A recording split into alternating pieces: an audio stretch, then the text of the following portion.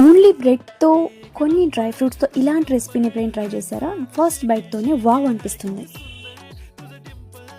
First మనం మిల్క్ని boil చేసుకోవడానికి పెట్టేసుకుందాం. దాని తర్వాత బ్రెడ్ని తీసుకొని స్లైసెస్గా కట్ చేసుకుందాం ఇలా.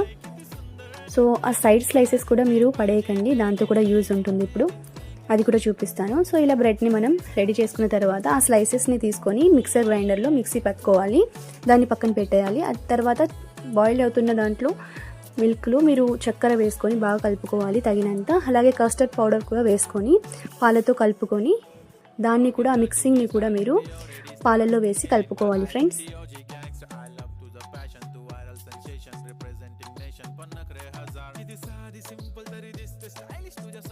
మిల్క్ని మీరు రెడీ చేసుకున్న తర్వాత బ్రెడ్ స్లైసెస్ని ఇలా వేయించుకోవాలి ఆయిల్లో, 2 సైడ్స్ కూడా.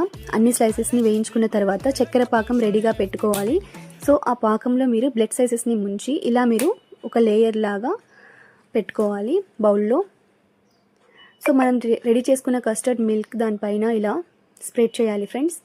చూసారా, చూడడానికి ఎంత బాగుందో. ఇలా మీరు బ్రెడ్ స్లైసెస్ తర్వాత బ్రెడ్ పౌడర్ ఉంటుంది కదా మీరు స్లైసెస్వి, ఆ పౌడర్ని కూడా ఇలా మీరు గార్నిషింగ్ టైప్లో వేసుకోవాలి.